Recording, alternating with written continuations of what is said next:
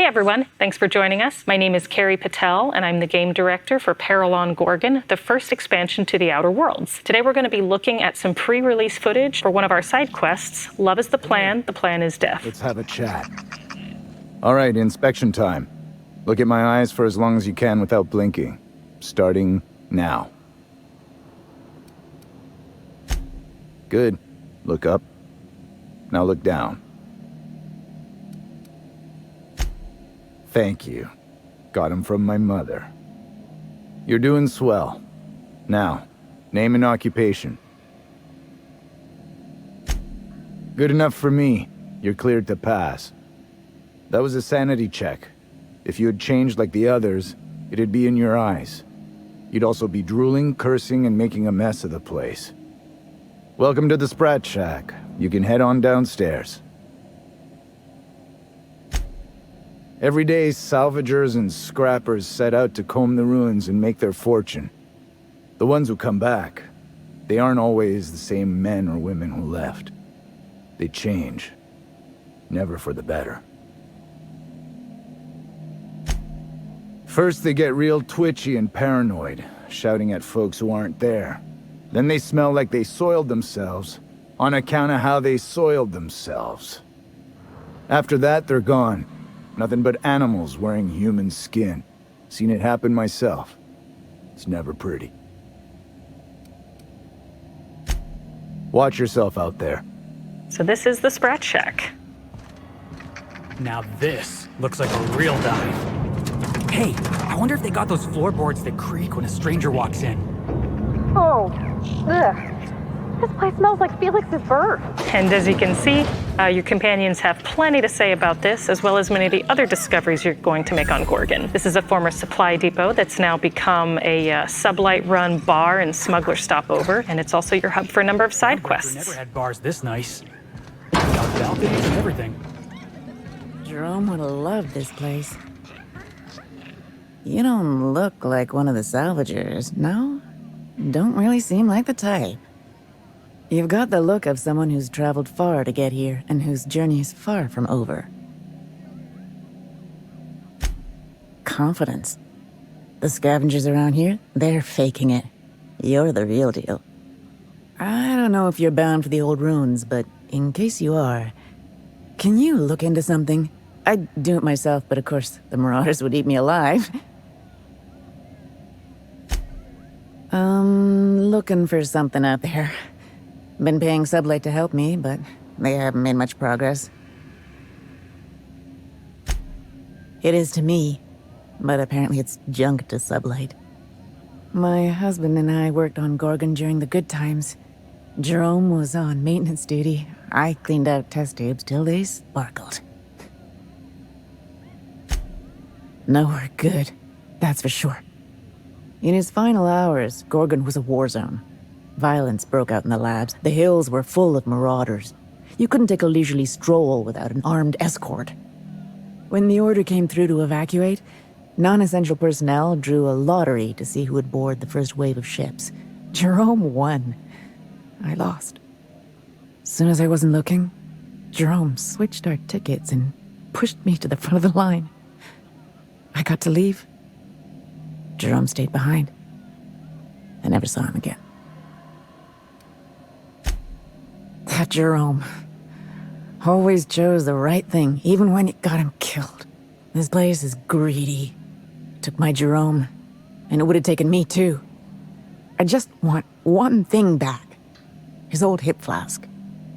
I gave it to him the day we signed our marriage contract, and he carried it wherever he went.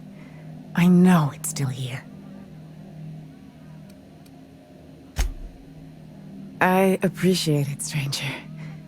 I don't expect you to move the stars. Just keep an eye out and think of me from time to time. I don't have much, but if you help me, there's a little set aside for the occasion. Jerome used to drink with his buddies in a small kitchen opposite the maintenance shed. Might be a good place to check first. So Leonora and her husband used to work on Gorgon back in its heyday when Spacer's Choice was running a research facility here. And so her story is very closely tied to the larger story of Gorgon. What that really means will become clear as we explore the content. For now, we're going to head out and get our first look at the Gorgon Overlands. As with many side quests and tasks in the Outer Worlds, this is going to involve a mix of exploring a colorful but dangerous overland area, choosing between a mixture of combat and stealth to navigate the dangers, and making some choices about how we resolve things and how we present ourselves to characters. So as you'll hear in just a moment, we have some brand new music for Peril on Gorgon, something to help us accentuate the mood and suggest some of the mystery and danger that you're going to find in this location. Now, this is your first look at the Gorgon asteroid. As you explore, you'll definitely get the sense that something pretty bad happened here. Something made a mess of this place. Watch your back, Felix boss. isn't wrong there. Finding out what that is will be part of the story of the Gorgon Overlands. In fact, right here, we've got one of our first encounters, some marauders clustered around a downed ship, and we've got to decide whether to fight or sneak past them. We're gonna fight. This is the PET, the Pest Extermination Tool, one of our brand new science weapons. Has grav plating on the base, which lets us pull enemies towards us, so that then we can slice them with this wicked flaming blade thing that we've got here. And right now we're fighting some new Marauder variants that are specific to Gorgon. And kind of who they are and how they got here is going to be part of the story of Gorgon that we'll experience as well. So you see this colorful spore grass? This is actually cover grass. When you see this, you can use this to sneak around enemies and encounters that you'd rather not fight. But for now, we're going to go up to an old workers' compound, letting us explore some of the verticality of Gorgon. As you might have noticed back there as we were entering the transportation hub, if you looked up, you could see dungeons. You could see the glowing dome of the Synthesis and Manufactory Center, which is one of our central dungeons, as well as in the near distance, another dungeon that we'll visit earlier in the DLC. This looks just like the abandoned. We want to help show players points of interest in the distance and encourage them to find interesting ways to get there and to explore the content. But for now, we're going to find Jerome's flask in this old worker housing area. A lot of this is very familiar to Parvati, who grew up in Edgewater, which is also a Spacer's Choice area. Little place run and managed by Spacer's Choice, as the Gorgon asteroid used to be when it was a research facility, a working research facility. So this is the kitchen Leonora told us to go to. Just have to deal with these marauders first. And now we're finding not Jerome's flask, but a journal. So if we read through that, we'll see that something pretty disturbing happened to Jerome. So, anyway, what happened to all these people? Not like they had anywhere to go. Good question.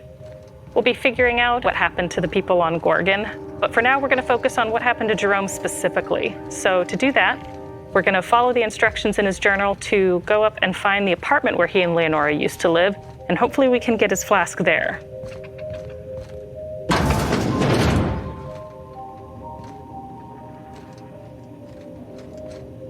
And there it is.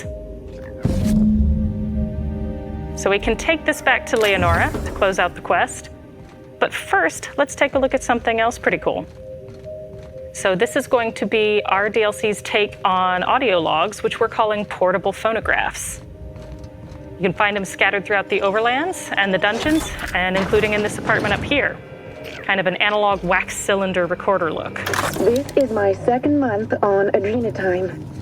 It's like the color came back. Like I was tuned to the wrong band all this time, and now the static's gone. I'm finally clear-headed, focused. There's so much I'm excited to do. I feel like me again. Side effects? I guess I've noticed people staring at me a lot more lately. Hard to talk to them sometimes. Feels like they don't get it. Maybe they just don't trust it. Or maybe they don't trust me. So the portable phonographs allow us to tell more of the stories of the people who used to live and work on Gorgon. And seeing as a number of things have happened to these people, and most of them are no longer here, this is an important way for us to tell their stories and to tell them with life and character. But now we're going to head back to Leonora to turn in the quest. And when we do that, we're going to have some decisions to make about what to tell her and how to interpret the information we've found. You'll notice that before we found the flask, we also found a journal from Jerome that suggested that he'd changed in a pretty disturbing way. Whether or not we choose to tell her this and how we interpret that information is kind of going to be up to us. But note that it is possible for players to find the flask without finding the journal, including before they've ever talked to Leonora. So many of the options that we're going to have when we turn this quest in are reflective of the fact that we found additional information about Jerome, and now it's up to us to decide how much of that to tell Leonora.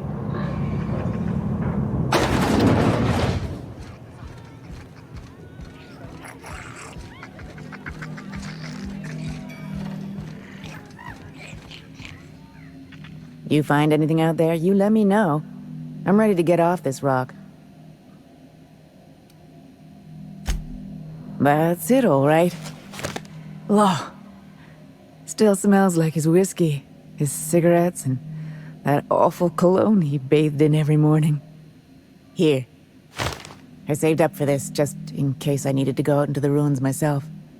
Truth be told, I'm glad I never had to use it. You didn't happen to find anything else out there, did you? Here's where we decide what else to tell her. A marauder?